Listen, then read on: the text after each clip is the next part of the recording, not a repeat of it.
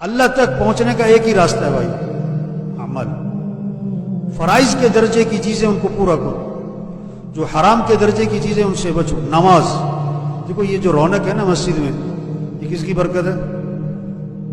کس کی برکت ہے؟ یہ رمضان جاتا ہے تو مسجد کی رونق بھی، بولو بھائی، بولو بھائی، یہ بہت سارے رمضانی نمازی بیٹھے ہیں، جیسے حافظ ہوتے ہیں نا، رمضانی حافظ، اس طرح رمضانی نمازی۔ اللہ تک پہنچنے کا راستہ اعمال ہیں، اور اس میں سب سے اہم چیز کیا ہے؟ نماز ہے۔ اور نماز کب تک ہے؟ کب تک ہے بھائی؟ دیکھو، پہلا چاند نظر آتا ہے مسجد بھر جاتی ہے، دوسرا چاند نظر آتا ہے مسجد، ایک چاند پر مسجد میں آئے، دوسرے چاند سے مسجد سے، دیکھو یہ سب پکی نیت کرو، 5 نمازیں پڑھنی انشاءاللہ۔ کتنی؟ کب تک؟ موت تک۔ نماز سے ہمارے مسئلے حل ہوں گے۔ نماز پڑھو، اللہ نے مال دیا ہے، زکوٰۃ دو، مال دیا ہے، حج کرو۔ ہمیں اللہ کو ساتھ لینا ہے، اور اللہ کو ساتھ لینے کا راستہ یہ اعمال ہے، قرآن کی تلاوت ہے۔ روزانہ اہتمام سے قرآن پڑھیں، آدھا سپارہ، چلو پاؤ سپارہ، گھر کا ہر فرد اللہ توفیق دے پورا سپارہ پڑھے، مہینے میں قرآن ختم ہو۔ دیکھو، اگر آپ روزانہ 1 سپارہ پڑھو، روزانہ 1 سپارہ، تو مہینے میں قرآن ختم۔ سال میں کتنے؟ سال میں کتنے بھائی؟ 12، تو آپ کو 100 نمبر۔ اگر آپ روزانہ آدھا سپارہ پڑھو، 2 مہینے میں قرآن ختم، سال میں 6، آپ کو 50 نمبر۔ آپ روزانہ پاؤ سپارہ پڑھو، 4 مہینے میں ختم، سال میں 3، آپ کو 25 نمبر۔ پورے سال میں 1 قرآن ختم کیا، آپ کو 10 نمبر، اور پورے سال میں 1 قرآن بھی ختم نہیں ہوا تو 0۔ اب ہر ایک دیکھے کہ وہ کہاں کھڑا ہے، 100 نمبر پہ کھڑا ہے، 50 پہ کھڑا ہے، 25 پہ کھڑا ہے، 10 پہ کھڑا ہے، کہ 0 پہ کھڑا ہے۔ کسی کو بتانے کی ضرورت نہیں ہے، اپنے آپ سے پوچھ لو۔ تو سب نیت کرو بھائی، روزانہ قرآن پڑھنا ہے انشاءاللہ۔ ہمیں اللہ کو ساتھ لینا ہے، اللہ کو ساتھ لینے کا راستہ یہ اعمال ہے، نماز ہے، قرآن ہے، ذکر ہے، تسبیح کا اہتمام کریں۔ دیکھو سچی بات ہے، جو ذکر نہیں کرے گا نا، دل میلا ہو جائے گا، اور جب دل میلا ہو جائے گا تو نیکی کا شوق، نیکی کا شوق۔ مسجد کو روز صاف کرنا پڑتا ہے، گھر کو روز صاف کرنا پڑتا ہے، دفتر کو روز صاف کرنا پڑتا ہے، اینک کو بار بار صاف کرنا پڑتا ہے، گاڑی کا شیشہ بار بار صاف کرنا پڑتا ہے۔ اس دل کو بھی کیا کرنا پڑتا ہے؟ دل کو بھی بار بار صاف کرنا پڑتا ہے۔ غبار چھا جاتا ہے، میل چھا جاتا ہے۔ دل کی صفائی ہے قرآن کی تلاوت سے، دل کی صفائی ہے اللہ کے ذکر سے، دل کی صفائی ہے آخرت کے تذکروں سے، دل کی صفائی ہے موت کی یاد سے، دل کی صفائی ہے استغفار کی کثرت سے۔ جو قرآن نہیں پڑھے گا، ذکر نہیں کرے گا، موت کو یاد نہیں رکھے گا، استغفار کی کثرت نہیں کرے گا، اس کا دل کیا ہو جائے گا؟ میلا۔ اور جب دل میلا ہوگا تو نیکی کا شوق ہی نہیں، نیکی کی طرف رغبت ختم ہو جائے۔ بیمار کو میٹھی چیزیں، بولو بھائی، بیمار کو میٹھی چیزیں کیا لگتی؟ کڑوی لگتی۔ بیمار کو عمدہ کھانے اچھے نہیں لگتے، کھانے تو بہت عمدہ ہے، چیز تو بہت میٹھی ہے، وہ خود بیمار ہے۔ جب دل بیمار ہو جاتا ہے تو پھر نماز کا شوق، مسجد جانے کا شوق، رات کو اٹھنے کا شوق، قرآن کا شوق، نیکی کا شوق ختم ہو جاتا ہے۔ تو سب نیت کرو بھائی، روزانہ ذکر کرنا ہے انشاءاللہ۔ کتنا؟ کہتے کم از کم تیسرا کلمہ 100 دفعہ صبح، 100 دفعہ شام، استغفار 100 دفعہ صبح، 100 دفعہ، اور درود شریف 100 دفعہ صبح، 100 دفعہ۔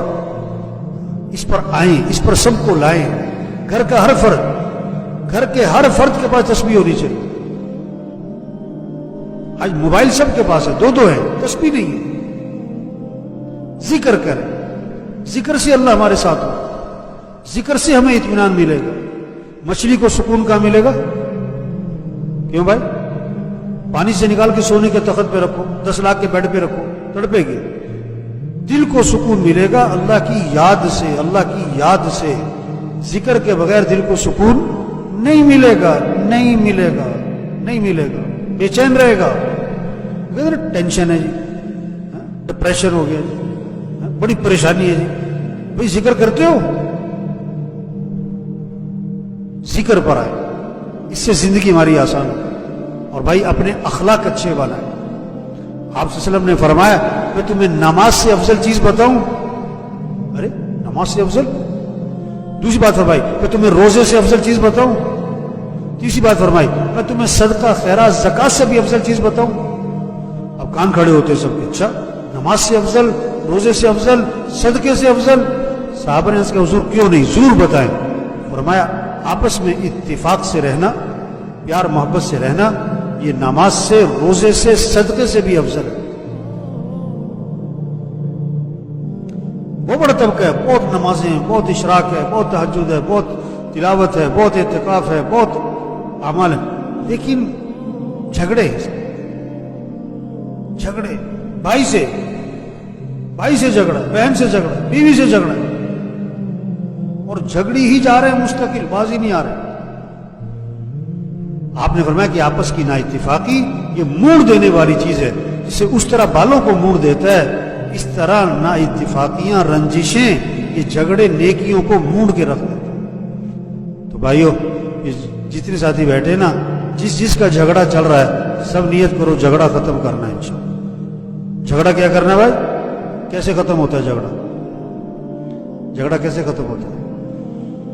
آپ سے غلطی ہے معافی مانگ لو، اس نے غلطی کی ہے معاف کر دو، جھگڑا ختم۔ جھگڑا ختم۔ آپ سے غلطی ہے تو کیا کر لو؟ معافی مانگو۔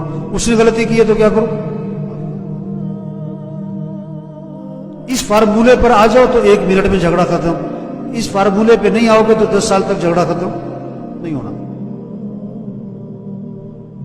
معاف کرنا سیکھیں۔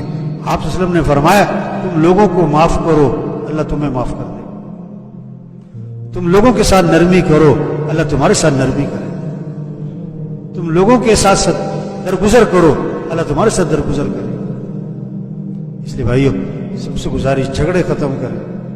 کتنوں کی بہویں ناراض ہو کے گئی، کتنوں کی بیویاں سال سے گئی بھی، آپس میں بول چال نہیں ہے، ایک گھر میں رہتے ہیں،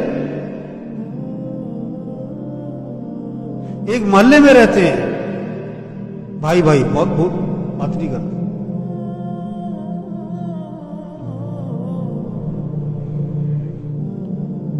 شب قدر کا وظیفہ کیا ہے؟ 4 قسم کے لوگوں کی مغفرت نہیں ہونی شب قدر میں۔ شب قدر میں 4 قسم کے لوگوں کی مغفرت نہیں ہونی۔ شراب پینے والا کوئی مغفرت نہیں، ماں باپ کا نافرمان کوئی مغفرت نہیں،